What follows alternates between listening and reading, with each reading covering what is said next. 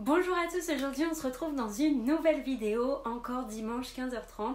Ça va être une vidéo qui pour moi en tout cas c'est très difficile de la tourner parce qu'il va y avoir énormément d'informations.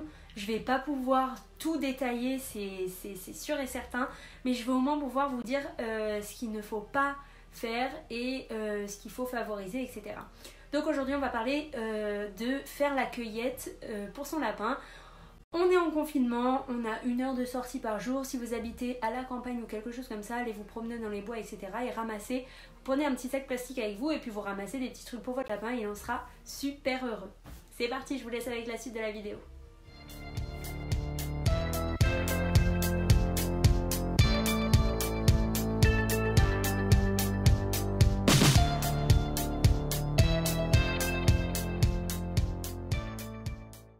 Alors pour commencer, petit disclaimer parce que je tiens à préciser et je veux pas qu'il y ait de soucis par ma faute entre guillemets, si des gens regardent ma vidéo, je veux pas que vous fassiez n'importe quoi.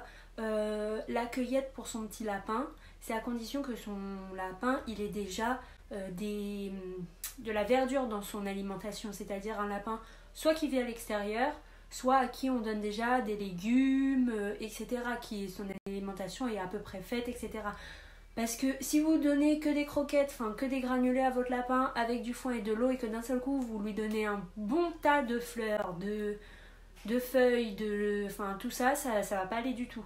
Donc faites attention s'il vous plaît, prenez ça en compte. Donc on va commencer par les aliments que l'on ne peut pas donner. Alors bien sûr, quand on fait la cueillette pour son lapin, il y a toujours un petit risque, c'est de confondre les plantes comestible avec une plante toxique. Donc on ramène à son lapin que si on est sûr. Même si bien entendu, normalement, si vous ramenez du laurier rose, qui est une plante très toxique pour les lapins, normalement il n'est pas censé y toucher. Après, on a tellement domestiqué les lapins qu'ils mangent un peu tout et n'importe quoi. C'est comme les gens qui donnent du pain à leur lapin alors que on ne sait pas d'où ça sort. D'ailleurs, ne donnez pas de pain à votre lapin. Donc voilà, c'est parti. Avant de partir en balade pour faire la cueillette à son lapin, vous allez devoir vous munir déjà d'un petit sac, forcément pour mettre les ingrédients entre guillemets dedans, mais surtout de votre téléphone. À la fin de cette vidéo, je vous mettrai, en fait pas à la fin, il sera dans la barre d'infos, je vous mettrai un lien où il y aura toutes les plantes répertoriées que vous pouvez donner à votre lapin. Mais vous allez surtout prendre aussi ce téléphone et vous allez le faire avant de partir, télécharger l'application Picture 10 Identifier plante. Je vais vous montrer à quoi ça ressemble. En fait, vous prenez la plante en photo et ça vous dit que c'est comme ça. Vous êtes pratiquement sûr à 100% de ne pas vous tromper, de ne pas donner n'importe quoi à votre lapin. Du coup, l'application, elle ressemble à ça. Donc ça, c'est le téléphone de ma maman. Oula, on va pas voir, je vais faire la mise au point. Donc au final, la petite photo va s'afficher là, bien sûr, parce que j'aurais pas réussi à faire la mise au point. Enfin bon, donc vous vous munissez de cette application, vous avez juste à cliquer sur l'appareil photo, vous prenez en photo la plante, ça va charger, et hop, ça va vous dire, par exemple, je sais pas moi, feuille de châtaignier, qui est d'ailleurs une feuille que l'on peut donner à son lapin. Donc voilà, donc après, à chaque plante que vous voyez, vous faites ça, et vous regardez dans la petite liste que je vous aurais mis en barre en description, si ça correspond au nom, etc., etc. Donc là, c'est le moment où vous vous munissez d'une feuille et d'un stylo et attention, vous marquez les plantes que mon lapin ne peut pas manger avec un pas bien souligné. Je vais vous les énumérer. Je pourrais pas mettre toutes les photos des plantes, etc. parce que ça va être impossible pour moi au montage, ce sera un boulot de fou. Mais rien ne vous empêche d'aller sur internet et d'ailleurs je vous mettrai aussi un lien en description si j'en trouve un bien. Voilà, donc forcément je vais regarder mon petit téléphone parce que je les connais pas par cœur. Et c'est parti, munissez-vous d'un petit papier et d'un stylo. Alors c'est parti, j'énumère. Donc bien évidemment l'acacia. L'acacia n'est pas une plante comestible, est une plante toxique. L'agapanthe, A-G-A-P-A-N-T-H-E. L'ail, c'est une plante, alors toutes les sortes d'ail, qu'elles soient violettes, blanches, violette ou blanche, ça ressemble à peu près, on verra pas, ah si, ah mais on voit Marine Light, bon c'est pas très grave. Ensuite l'aloe vera, tant reconnu pour nous, mais on n'en donne pas à son petit lapin. L'anémone, c'est pareil, l'avocatier, c'est pareil, surtout pas, l'azalée.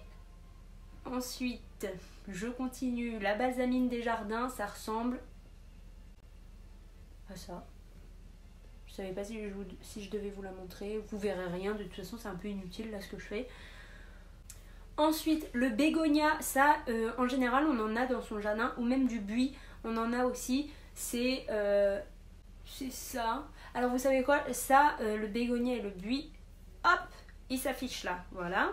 Tous les cactus et les plantes grasses, c'est interdit. Les plantes d'intérieur, c'est-à-dire les orchidées, toutes ces plantes-là, c'est hors de question, jamais de la vie. Parce que de toute façon, les lapins en général, ils les rencontrent pas trop, parce que de base, il n'y en a pas dans notre... il n'y en a pas chez nous. Sauf les cactus, donc les cactus non plus, aucun cactus. Le chèvrefeuille, très important. Le chèvrefeuille, vous savez, ça ressemble à, je vais vous le mettre aussi juste ici, voilà, c'est un peu jaune suivant les saisons, etc. Jaune violet. Ensuite, les chrysanthèmes. Ah oui, les chrysanthèmes, on en a souvent. Bon, je vous remets aussi la photo. Les chrysanthèmes plus les citronniers et le crocus, alors ça c'est pareil, c'est interdit. Ensuite, les cyclamènes, on en a souvent dans notre jardin. Et les cyprès aussi. Les cyprès, vous savez, c'est les petits sapins, les sortes de petits sapins. Donc ça, c'est pareil. Hop, il s'affiche là aussi, bien évidemment.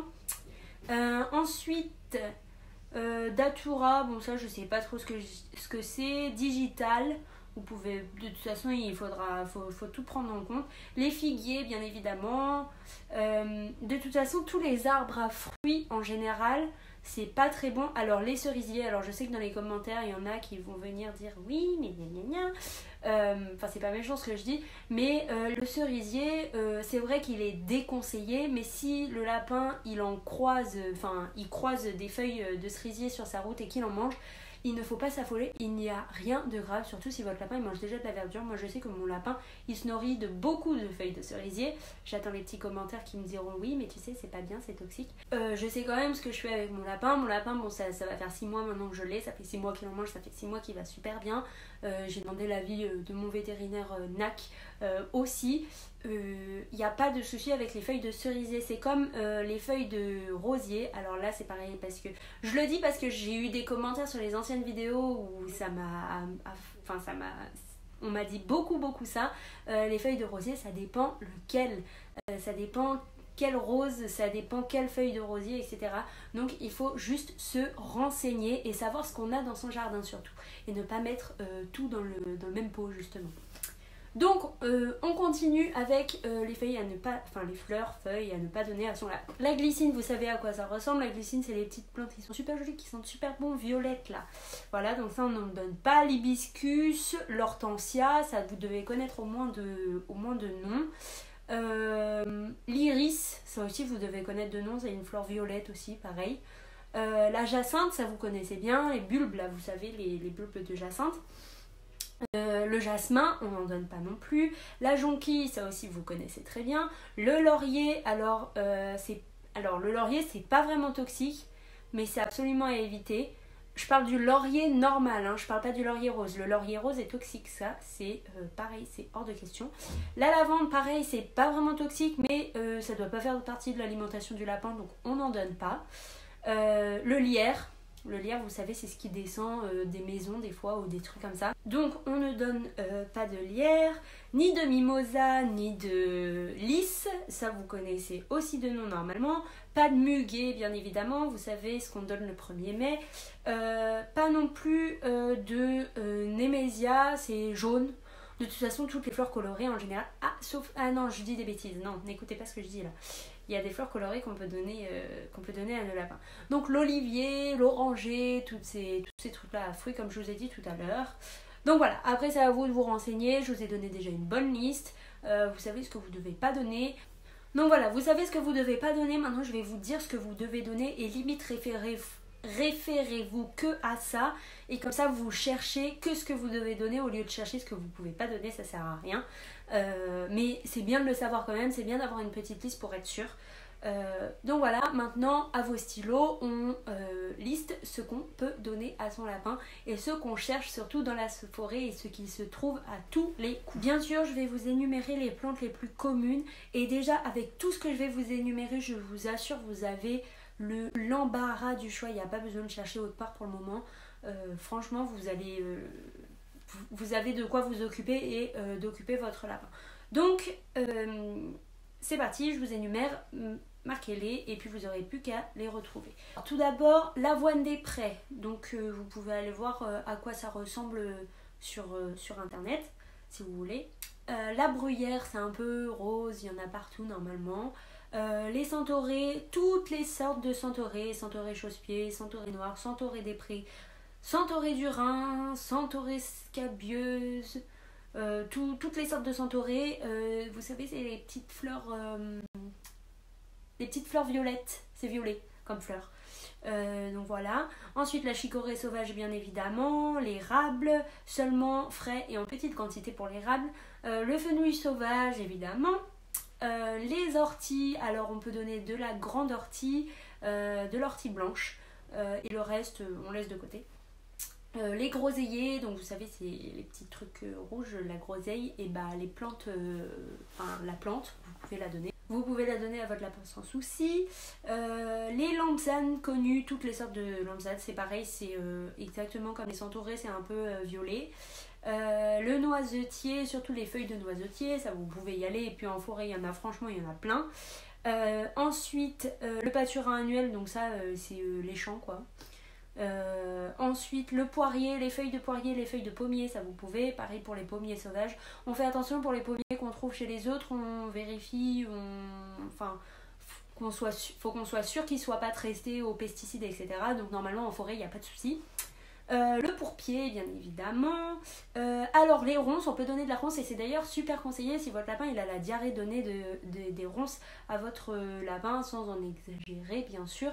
On prend des jeunes pousses pour éviter qu'il y ait des grosses épines, hein, on fait attention quand même.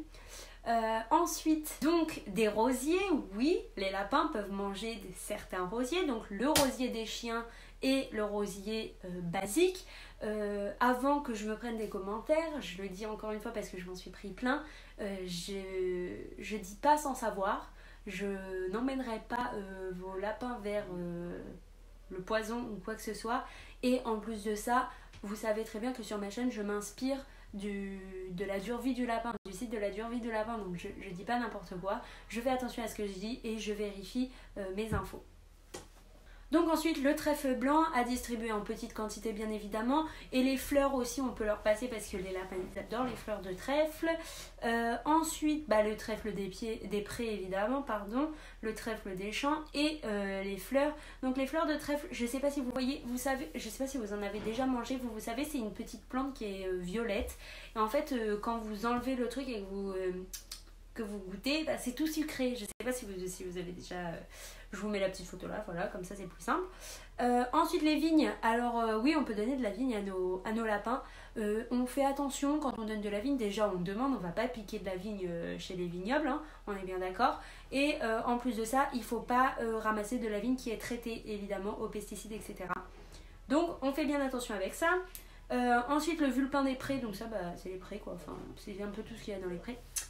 Donc voilà pour la liste, elle est déjà assez complète et ce que je vous conseille c'est pas de retenir les trucs et de chercher, en fait c'est juste vous emmenez votre petite liste, votre petit papier que vous venez de marquer avec vous, vous allez en forêt, vous scannez avec l'application que je vous ai donné un peu tout ce qu'il y a autour de vous et quand ça vous affiche le nom, vous regardez dans la liste si c'est bon, hop je prends, si c'est pas bon je laisse, ça va plus vite comme ça, c'est moins prise de tête et ça permet aussi de profiter de la balade bien sûr parce que c'est agréable de profiter des balades. Du coup j'espère que la vidéo elle vous a plu, qu'elle vous aura intéressé et que c'était pas trop brouillon et difficile à comprendre entre guillemets. Voilà, je voulais aussi vous remercier pour les 550 et quelques abonnés que j'ai, donc 550 et quelques merci parce que c'était énorme, je pensais pas arriver là et j'espère toujours vous aider. Et si vous avez des questions n'hésitez pas à me les poser sur Instagram seulement parce que j'ai pas les autres réseaux sociaux. Petite parenthèse avant de terminer cette vidéo, je viens tout juste de voir un commentaire en dessous d'une de mes vidéos. La fille qui l'a mis se reconnaîtra et je sais que ton commentaire n'était pas du tout méchant, n'est pas méchant et d'ailleurs c'est une très bonne question. Elle me dit en gros je suis d'accord que les lapins qui arrivent en animalerie ne sont pas bien entre guillemets et qu'ils n'ont pas eu une vie super etc. Mais alors pourquoi eux ils n'auraient pas le droit à une vie plus joyeuse etc. En les achetant on leur offre une vie plus joyeuse. Alors je vais répondre à cette question. C'est vrai que les lapins qui arrivent, ils sont là, ils sont vivants, donc c'est sûr on va pas les tuer, ça reste des petits lapins et on les adore, etc. Ce que je dis c'est que moins on achètera en animalerie, et moins il y aura cette commercialisation en animalerie et donc moins il y aura de lapins malheureux. En plus, les conseils qui sont donnés en animalerie, franchement, je suis désolée pour les gens qui travaillent en animalerie, il y en a sûrement des très bons, je dis pas le contraire. Mais par exemple, l'animalerie qui est à côté de chez moi, des fois j'entends des... Mais il y a une famille qui est retournée qui a dit oui, le lapin il est mort au bout de 2 jours, il avait le nez qui coulait, etc. Et la dame elle lui a dit oui, on a une garantie sur les lapins. Bah oui, tu m'étonnes qu'on a une garantie sur les lapins. Et puis elle lui dit bah vous savez quoi, là je vous en donne un autre. Vous revenez si jamais ça va pas, si lui aussi il meurt, alors prenez-lui des petits trucs de céréales et tout. Mais en fait c'est ça que je reproche, c'est qu'il y a beaucoup de gens qui travaillent en animalerie qui ne sont pas compétents. Et donc je dis juste que au lieu d'acheter des lapins en animalerie, allons acheter sur le bon coin, allons donner notre argent à des éleveurs, de bons éleveurs. Et en fait, il faut pas se dire oui, mais du coup, on sauve pas les lapins de l'animalerie, etc. Parce que les lapins de l'animalerie qui ne sont pas achetés, soit il y a des associations qui viennent les sauver, soit il y a des gens comme vous et moi qui justement font du sauvetage en animalerie. Et donc, moins on achètera en animalerie et moins ils commercialiseront les lapins comme ça. Et alors, plus il y aura de lapins heureux. Et voilà, parce que en fait, je suis d'accord avec toi que oui, ils ont le droit aussi d'être heureux, mais en fait, en se disant ça, on fait que renforcer le fait que les gens... on fait que renforcer la reproduction de masse. Et si vous saviez dans quelles conditions les lapins qui sont en animalerie, ils ont vécu pendant leurs 6 semaines, parce qu'ils sont sevrés trop tôt, 6 semaines, mais c'est à mourir de peur, franchement, c'est juste horrible. Donc voilà, j'espère que cette petite parenthèse t'aura aidé et vous aura aidé à tous. Je te fais plein de gros bisous et je vous fais à tous plein de gros bisous. N'hésitez pas à me dire en commentaire ce que vous avez envie de voir sur la chaîne, ce que vous avez envie de savoir. Si vous avez des questions, n'hésitez pas à venir me les poser sur Instagram ou alors en dessous. En général, j'essaie de faire mon maximum pour répondre aux commentaires. Et voilà, je vous dis à la semaine prochaine, je vous fais plein de bisous.